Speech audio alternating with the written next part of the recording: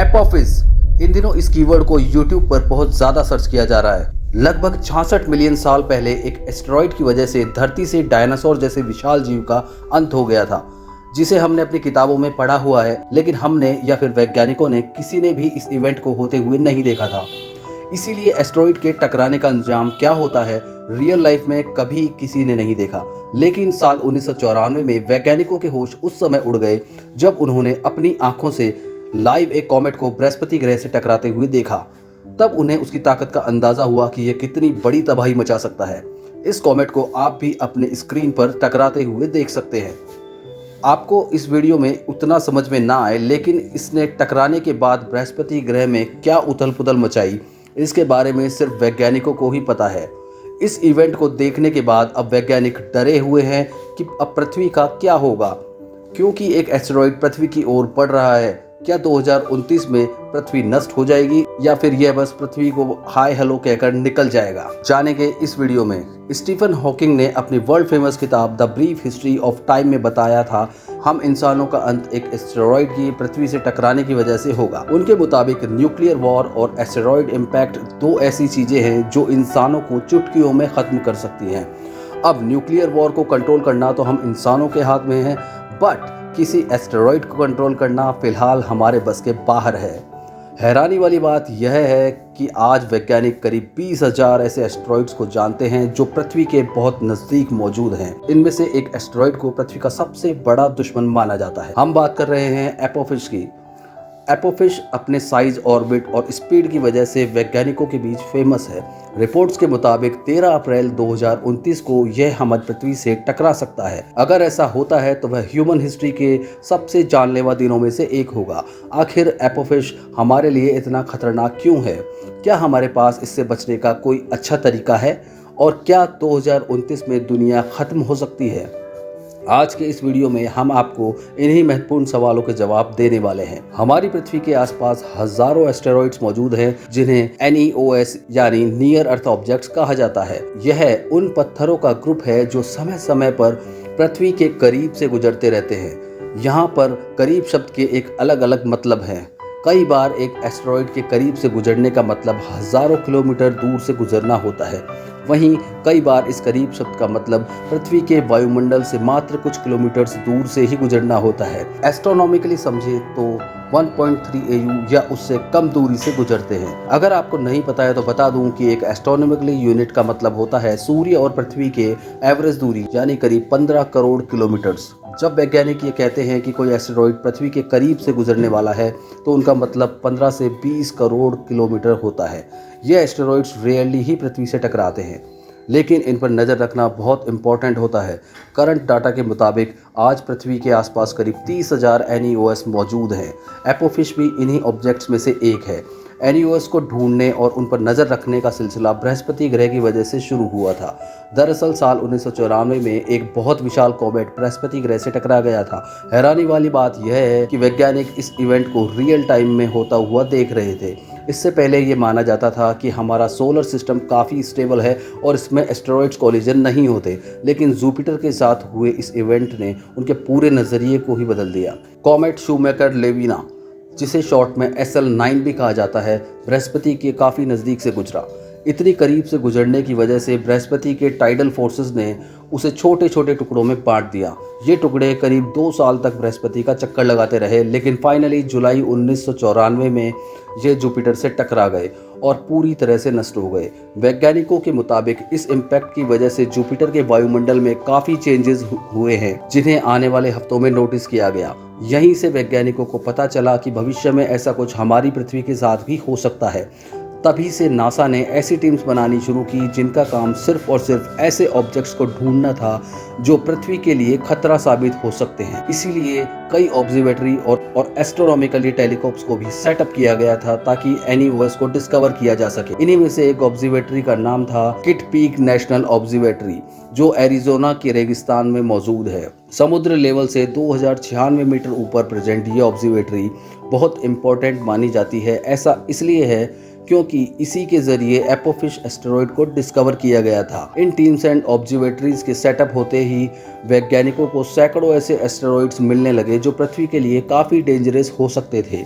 हालांकि जब उनके टकराने की प्रोबेबिलिटी को कैलकुलेट किया जाता तो वह हमेशा ऑलमोस्ट ज़ीरो होती थी। आपको जानकर हैरानी होगी कि 2008 तक वैज्ञानिकों ने 90 ऐसे एस्टेरॉयड को ढूंढ लिया था जिनका साइज 1 किलोमीटर से ज़्यादा था। इतने बड़े एस्टेरॉयड पूरे के पूरे एक कॉन्टिनेंट तक को ख़त्म करने की क्षमता रखते हैं। अगर ऐसा कोई एस्टेरॉयड हमारी पृथ्वी से टकरा जाता है तो यहाँ की क्लाइमेट कंडीशंस पूरी तरह चेंज हो जाएंगी। सिर्फ इतना ही नहीं, इम्पैक्ट की वजह से उस एरिया की सारी आबादी भी खत्म हो जाएगी और चारों तरफ सिर्फ और सिर्फ घने बादल दिखाई देंगे। ये बादल सूर्य की रोशनी को ब्लॉक करना शुरू कर देंगे, जिस वजह से उस एरिया का तापमान एक्सट्रीमली ठंडा हो जाएगा। इस चीज़ को इम्पैक्ट विंटर के नाम से जाना जाता है और यह पृथ्वी के अतीत में कई बार घटित हो चुका है। यह टर्म 2004 के दौरान बहुत फेमस हुआ था क्योंकि उसी समय एपोफिश की नई डिस्कवरी हुई थी। 19 जून 2004 को कीट ऑब्जर्वेटरी के वैज्ञानिक आसमान को स्टडी कर रहे थे।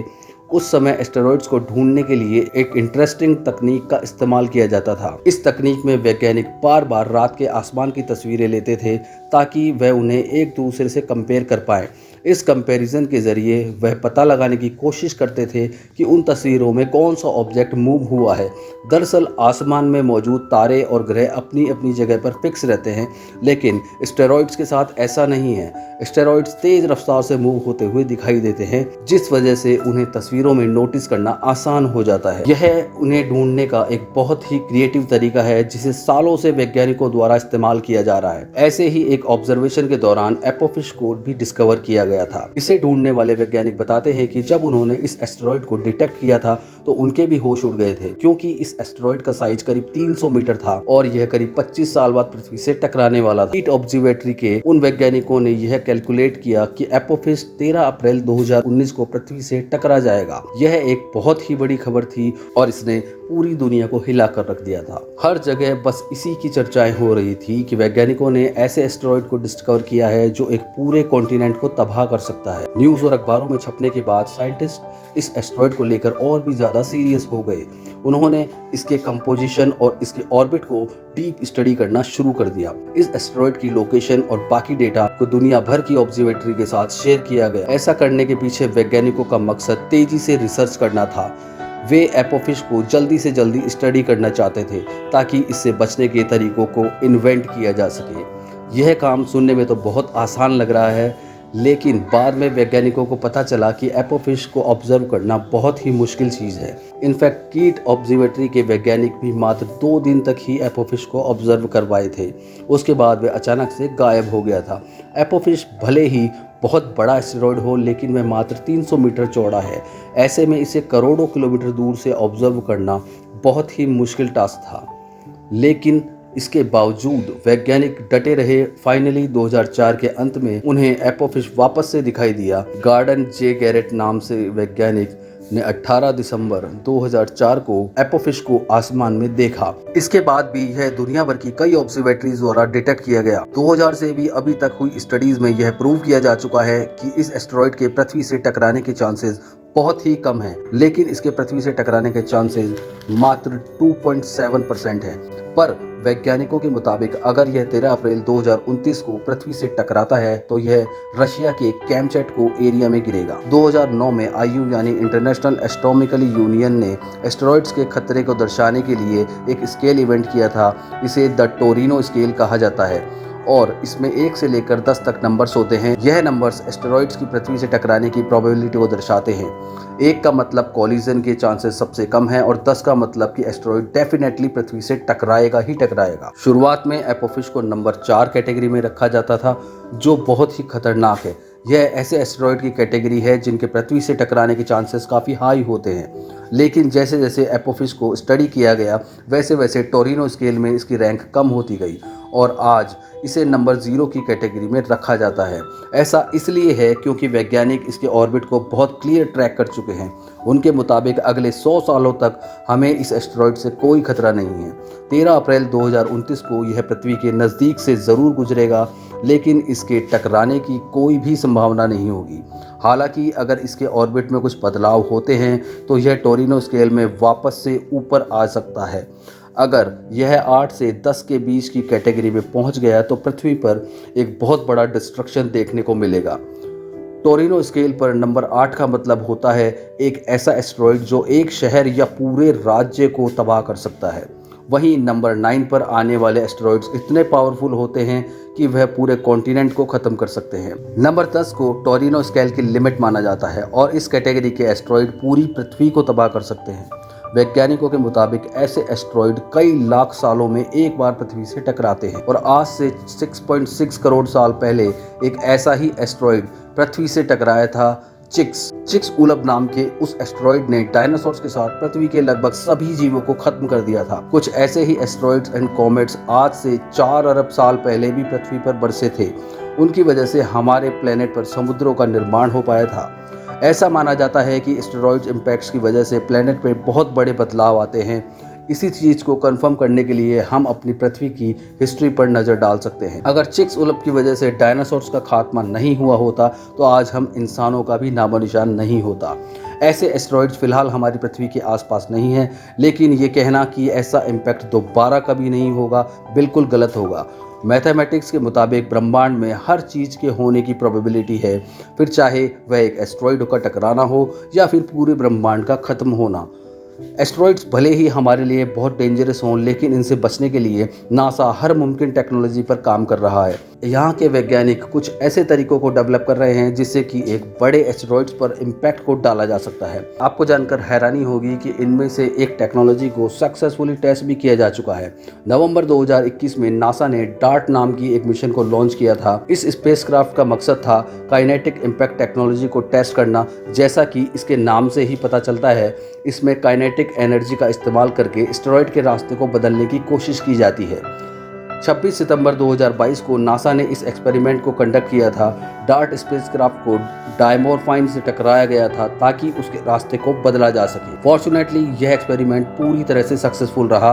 160 मीटर डायमीटर वाले उस एस्टेरॉयड को सफलतापूर्वक डिफ्लेक्ट कर दिया गया। वैज्ञानिकों के मुताबिक काइनेटिक इम्पैक्ट का इस्तेमाल करके भविष्य में भी ऐसे एस्टेरॉयड्स को डिफ्लेक्ट किया जा सकता है। अगर हमें एक एस्टेरॉयड कोलिजन का अंदाज़ा लग जाता है तो हम भी पहले से ही एक स्पेसक्राफ्ट को लॉन्च करके उसकी दिशा को चेंज कर सकते हैं। यह टेक्नोलॉजी अभी भी डेवलपमेंट फेज़ में है, लेकिन इसके रिजल्ट्स को देखकर वैज्ञानिक काफ़ी इम्प्रेस्ड हैं। एस्टेरॉयड से बचने के लिए और भी कई टेक्निक्स मौजूद हैं, लेकिन उन्हें इतना इफ़ेक्टिव नहीं माना जाता। फॉर एग्ज़ाम्पल, कुछ वैज्ञानिक बताते हैं कि लेजर्स का इस्तेमाल करके एस्टेरॉयड्स को छोटे छोटे टुकड़ों में तोड़ा जा सकता है। इससे इसके इम्पैक्ट का खतरा कम हो जाएगा और हमें मीटर शावर्स देखने का मौका भी मिलेगा। यह आइडिया सुनने में भले ही इंटरेस्टिंग हो, लेकिन असलियत में यह काफ़ी हानिकारक साबित हो सकता है। अगर उस एस्टेरॉयड का कोई भी बड़ा हिस्सा बचा रह गया हो तो लेजर्स यूज करने के बावजूद हमारे सिर पर खतरा मंडराता रहेगा। अगर उस टुकड़े को तोड़ने के लिए भी लेजर्स का इस्तेमाल किया गया तो मिशन की कॉस्ट बहुत ज़्यादा हो जाएगी। इसके अलावा फ़िलहाल हमारे पास ऐसी कोई भी लेजर्स नहीं है जो एक दूर के एस्टेरॉयड पर पावरफुल अटैक कर सके।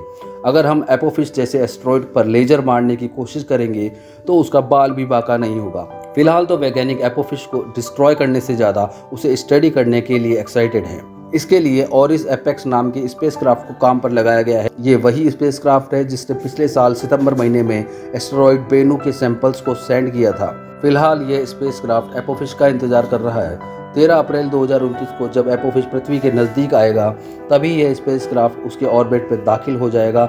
इसके बाद यह एपोफिस को स्टडी करेगा और एंड में उसके सैंपल्स कलेक्ट करके पृथ्वी पर भेज देगा। एपोफिस हमारे लिए खतरनाक तो नहीं है, लेकिन यूज़फुल ज़रूर साबित हो सकता है। वैज्ञानिकों के मुताबिक इसे स्टडी करने से हमें सौरमंडल के अतीत के बारे में पता चल सकता है।